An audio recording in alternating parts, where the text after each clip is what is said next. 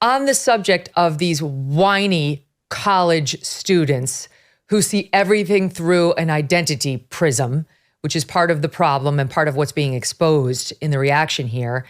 I don't know if you guys saw this New Yorker piece, but it does a deep dive on the students who signed this Harvard letter that was supported by, I've read 30, 31, and 35 different groups. So I don't know what the actual number. Over 30 is fair. And they find the Palestinian American students behind it and profile some of them. A couple who decide, of course, they won't offer their real names. She decides to go by Yasmin for the piece. Yasmin and her friend, who asked to be called Nadia. Okay, and then a third one who decides to go by Yara. They decide to give an interview, all Palestinian American graduate students, to The New Yorker. The piece is entitled "The Anguished Fallout," anguished, from a pro-Palestinian letter at Harvard. Now, don't forget, this pro-Palestinian letter said Israel is to blame entirely for what just happened to it.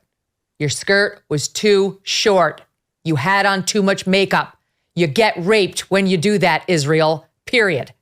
Same people, right, who would be outraged at that slander of rape victims have completely jumped on board when it comes to Israel. And they detail how the letter came together. Together, immediately, this group began composing a draft letter. The highlighted lines, they added statistics, they left comments. They debated how much historical detail to provide about the Palestinian people and the conditions in the Gaza Strip. It has to be punchy, they agreed. And then they go on to say, okay, one undergraduate who had been doxxed, she had been doxxed because her name had been outed. Don't sign letters if you don't want us to know your feelings, okay? Said her parents were new immigrants to America during the 9/11 attacks before she was born. Quote, "We're seeing echoes of what they talked about that I never understood, because now it is me that's being targeted. It is my brown Muslim face up there on that truck, riding around trying to out the students who signed this letter," in response to which my note reads, and I quote, "Boo fucking who?" It was my brown face. Your brown hand signed the letter. No one cares what your skin color is. It's your stupid ass words that condemned the terror victims as the children were still being murdered. That's what we have an issue with. Rich, you can't make it up. Yeah. I mean, what whiny, entitled cowards.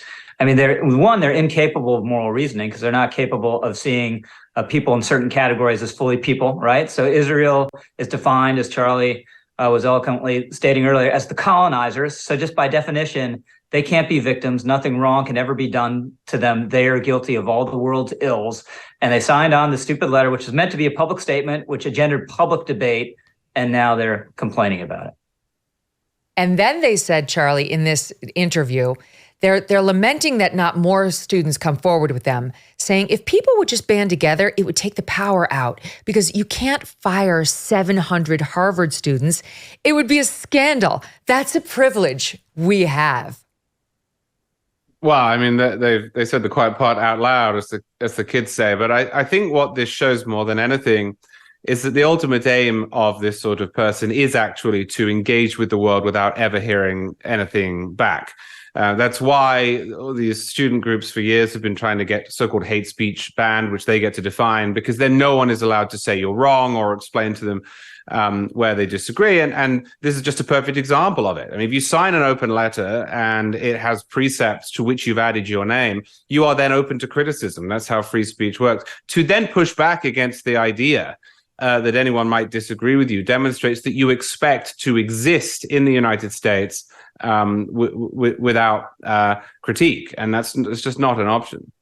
It's amazing. They detail that there are anti-Semitic posts in some other chat group, on-side chat, that some Israeli students showed the New Yorker, including one that reads, "Let 'em cook," with 25 thumbs up. Let 'em cook. And these people their response is, they can't fire us all. That's a privilege we have as Harvard students.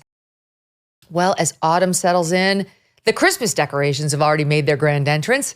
But before we allow the shopping stress to take over, take a moment to think about this.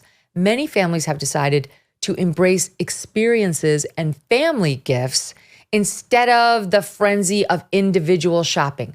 Now is the perfect time to order the ultimate family gift, and that is a Michael Phelps swim spa by Master Spas. A Michael Phelps swim spa by Master Spas combines the benefits of a pool and a hot tub. Michael Phelps swim spas come in a variety of sizes to complement almost any yard, even if it's a small one. Installation can take less than a day, and since it's heated, you can use it year-round in any climate. Michael Phelps swim spas are 100% made in the USA by Master Spas. That's the world's largest swim spa manufacturer. Order yours today.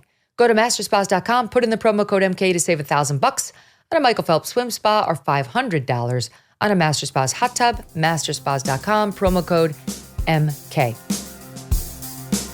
Hey, thanks so much for watching. If you like what you just saw, hit the subscribe button for more clips and full episodes.